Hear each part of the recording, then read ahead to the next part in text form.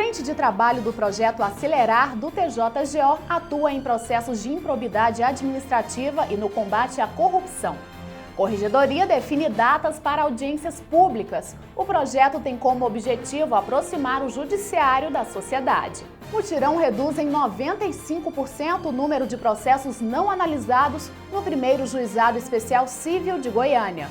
Em nosso estúdio vamos receber o juiz Aureliano Albuquerque. Nós vamos falar sobre o Marco Civil da Internet. Fique ligado que o Agenda Judiciária está começando agora.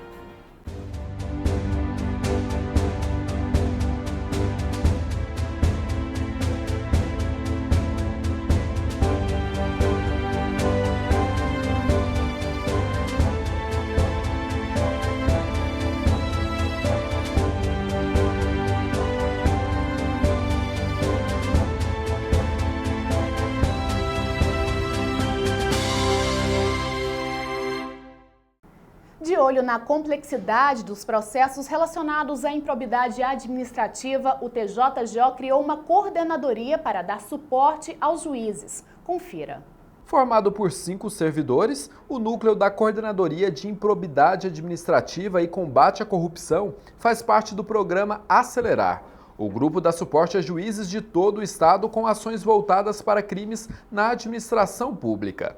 Caso o processo esteja em fase de sentença, é feita uma minuta de despacho ou até mesmo dada uma decisão. Esse núcleo ele faz parte de um projeto maior, que é o Projeto Acelerar, que é um projeto que vem ganhando uma atenção muito especial do Tribunal de Justiça do Estado de Goiás em razão da sua importância.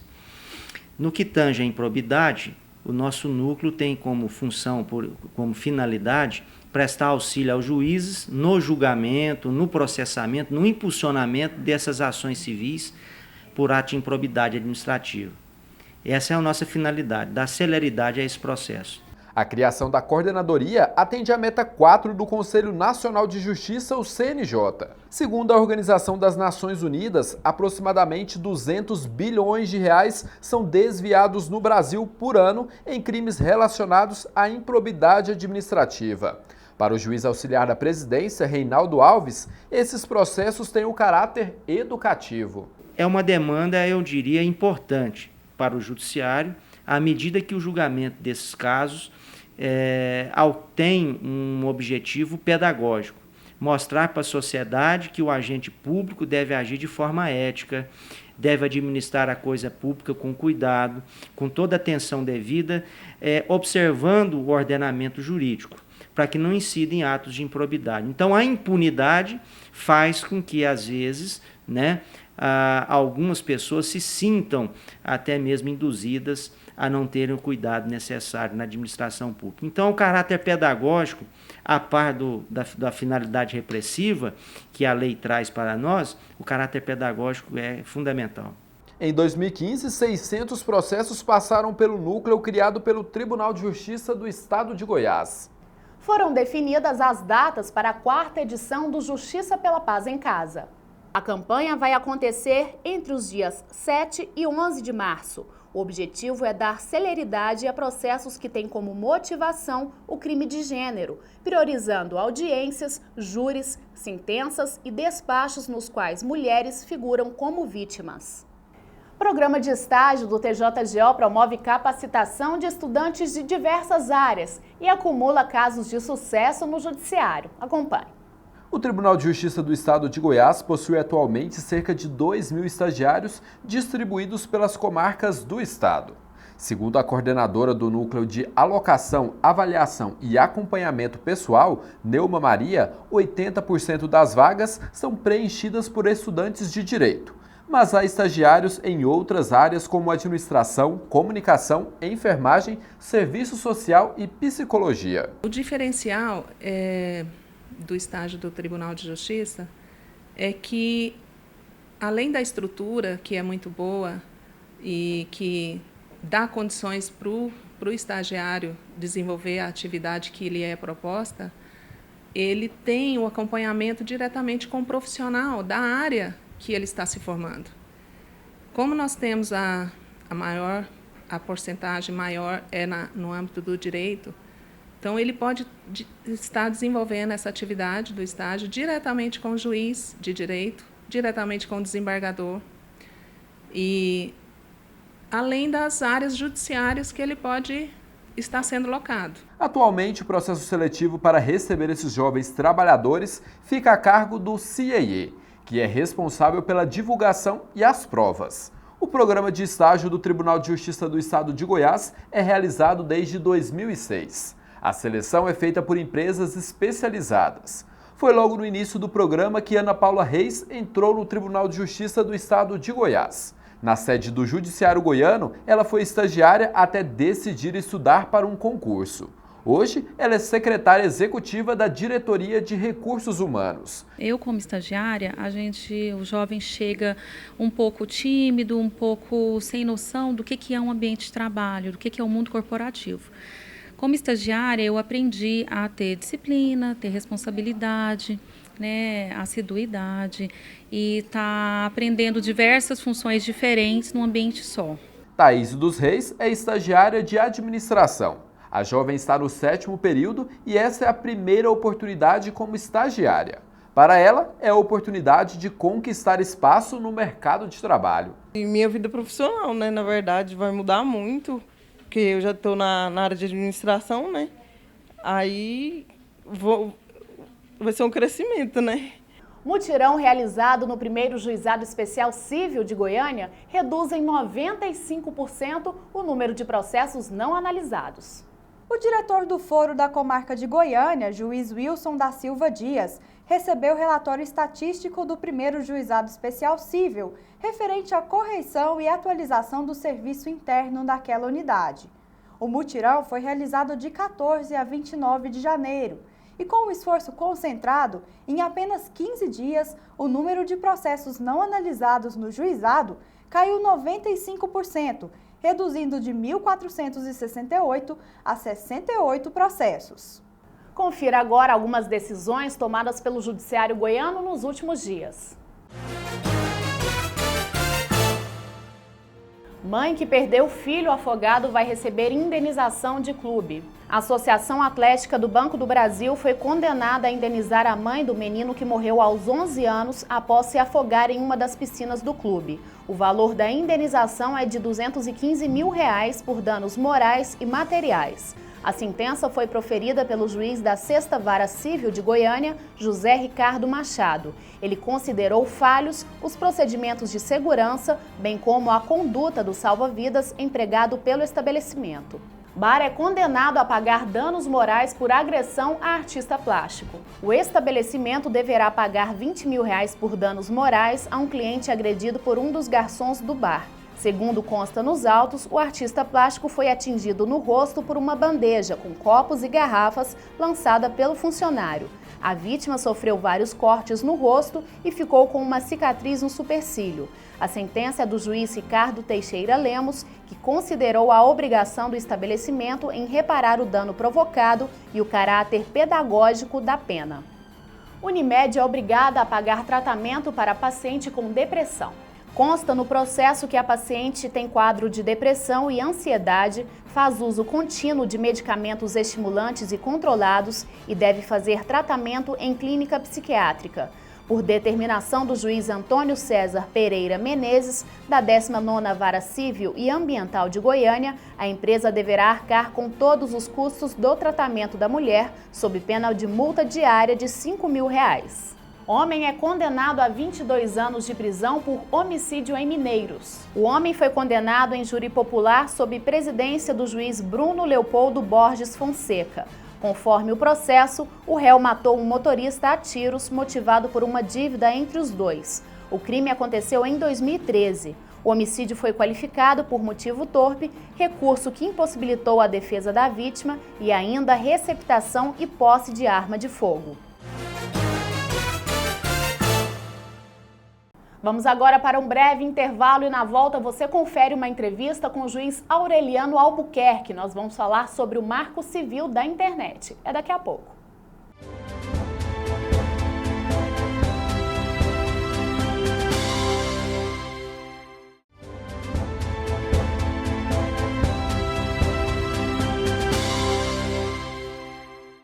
Estamos de volta com o programa Agenda Judiciária e você fica agora com o quadro Justiça em Foco.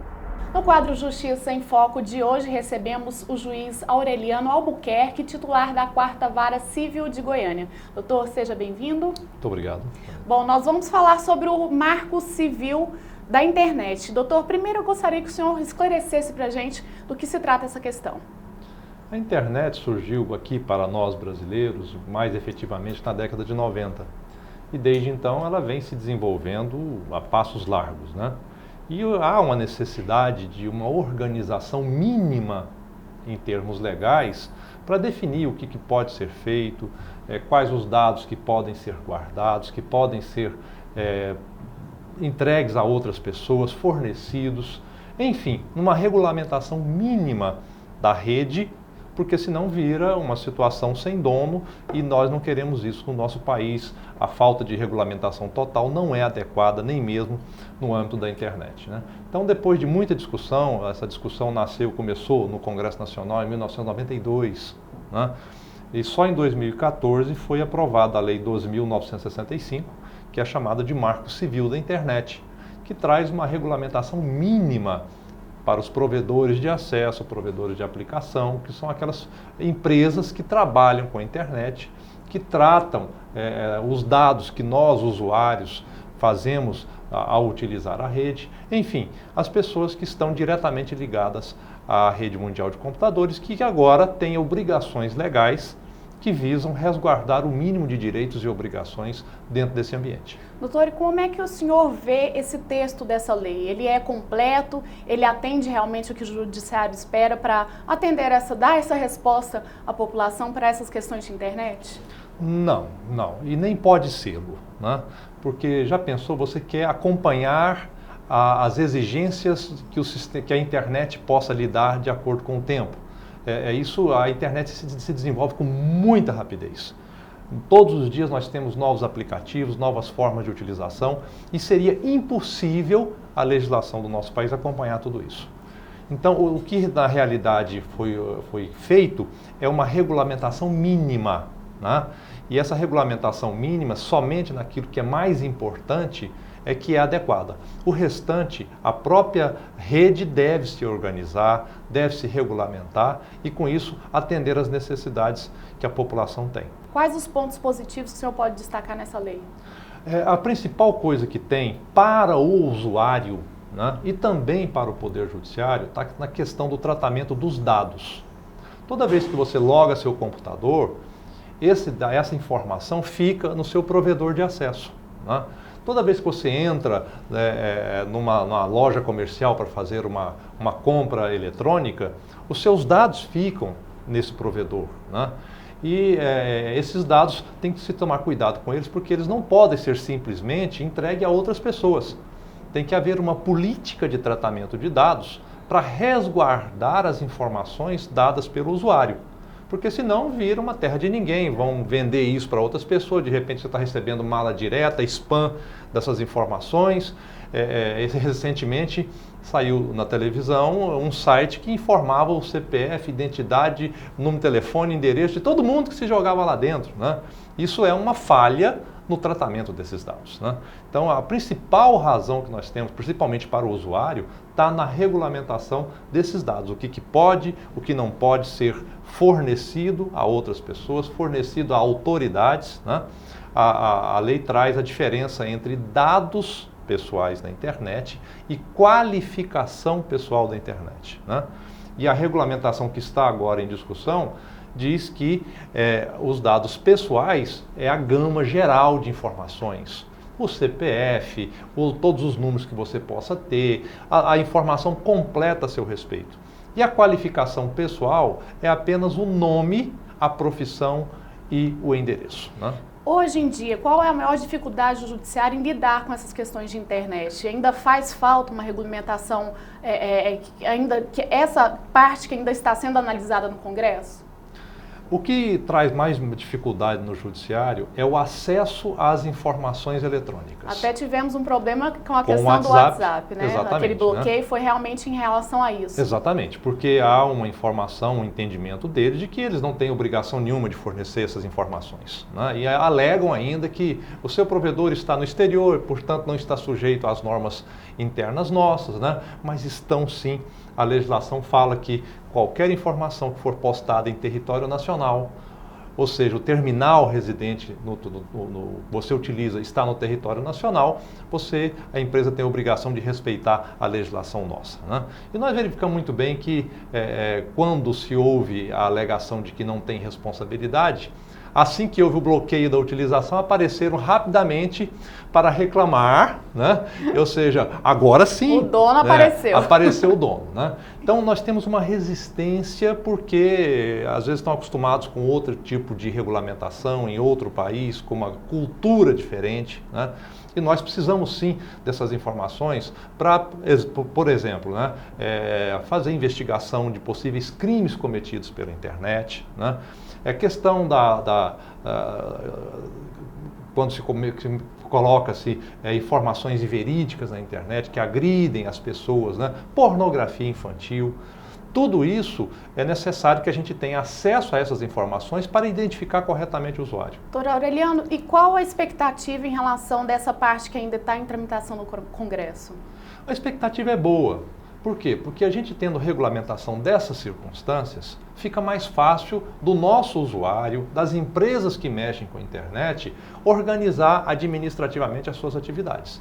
Então nós temos, por exemplo, a informação de que a qualificação pessoal, ou seja, nome, endereço e profissão, pode ser dadas independente de autorização judicial para autoridades públicas autorizadas por lei. Certo. A polícia, o Ministério Público, autoridades fazendárias, né, podem ter acesso.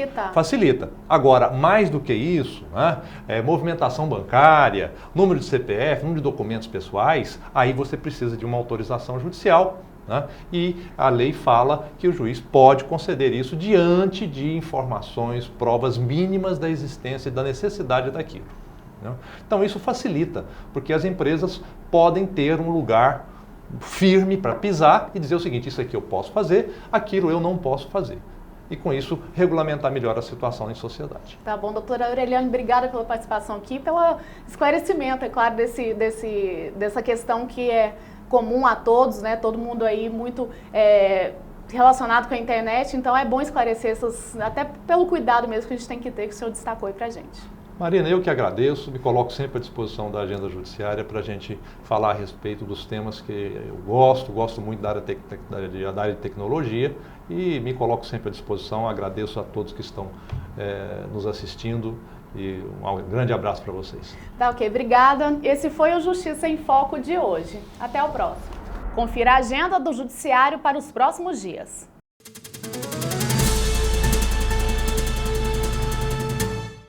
O núcleo previdenciário do programa Acelerar vai movimentar 2 cidades do interior entre os dias 15 e 19 de fevereiro. As audiências vão acontecer entre os dias 15 e 17 em Jussara e nos dias 18 e 19 de fevereiro em Montes Claros. A previsão é de que ocorram 480 audiências no período.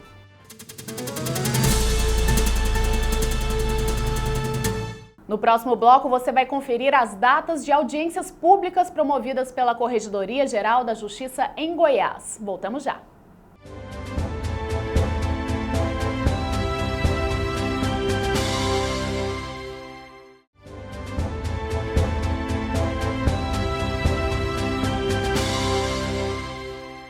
Estamos de volta com a agenda judiciária e mais uma reforma em comarca do interior foi entregue pelo Poder Judiciário em Goiás. Confira.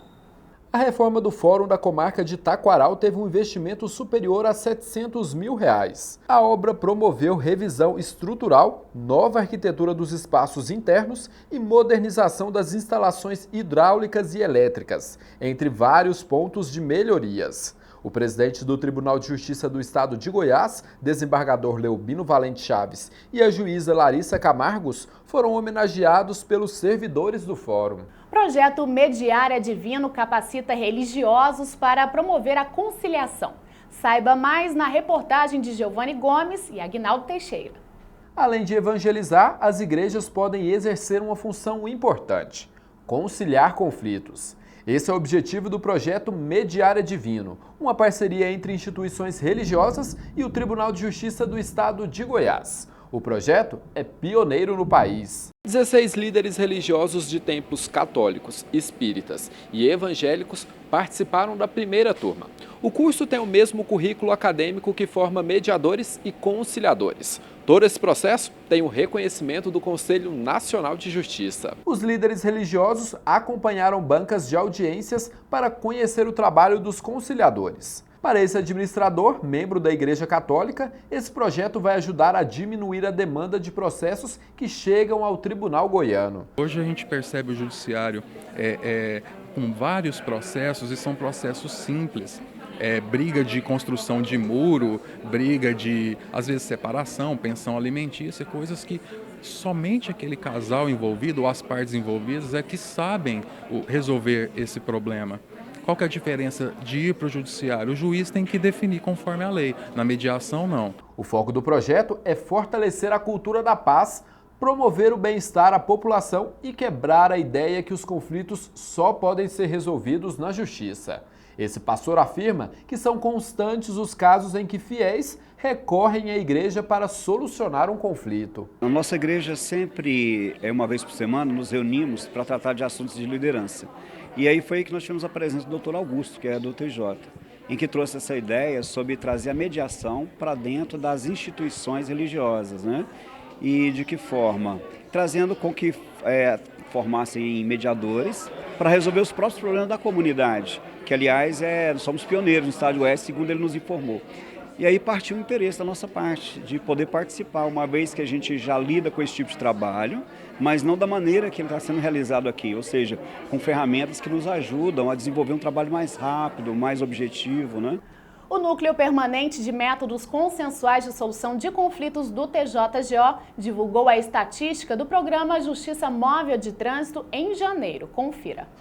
O projeto atendeu 225 acidentes de trânsito no mês. Foram alcançados 221 acordos, o que corresponde a 86% das ocorrências. Criado em 2000, o programa atende acidentes que não tenham vítimas.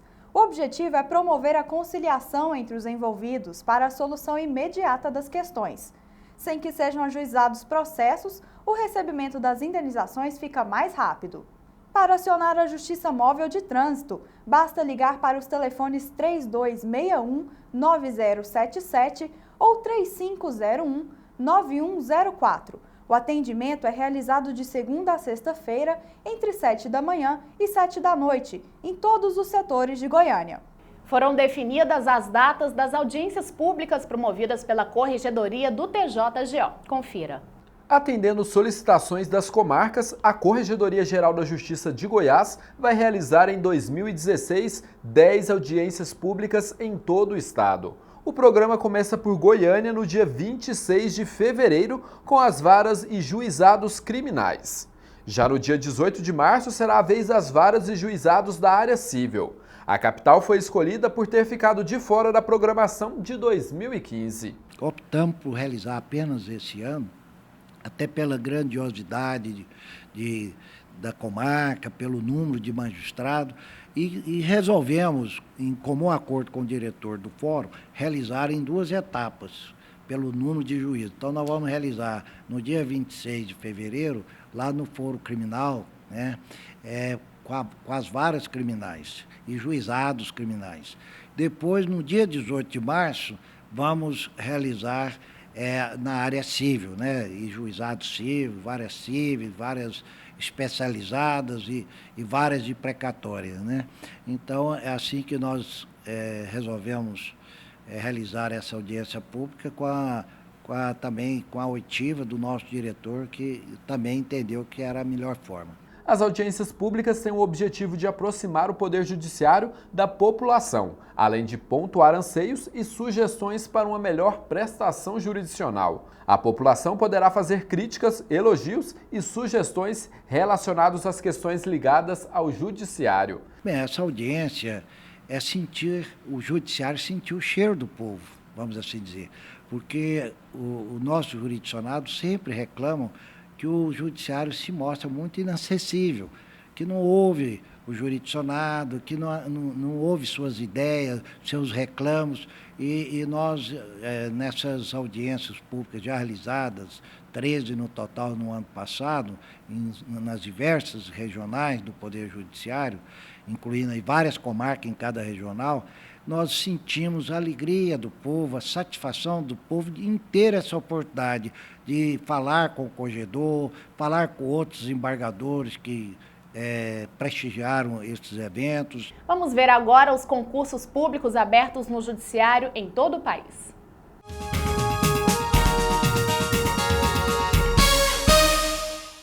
Estão abertas as inscrições para o primeiro concurso de boas práticas judiciais do Poder Judiciário do Estado de Goiás. O objetivo do concurso é valorizar e melhorar o atendimento ao público pelo Judiciário.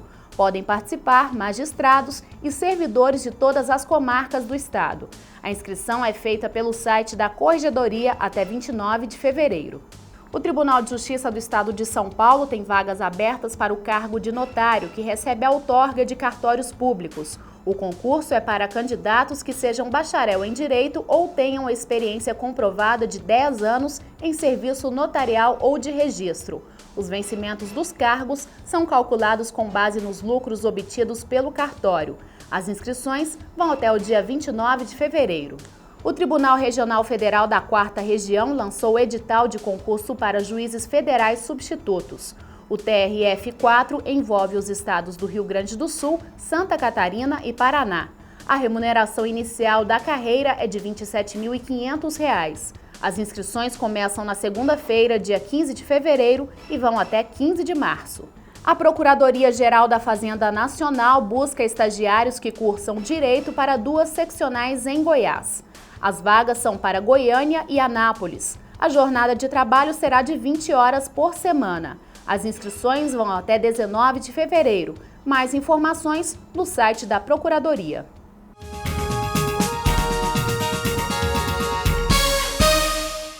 E fica por aqui mais uma edição do Agenda Judiciária. Obrigada pela companhia, uma ótima semana e o nosso encontro já fica marcado para a próxima semana com mais notícias do Poder Judiciário. Até lá!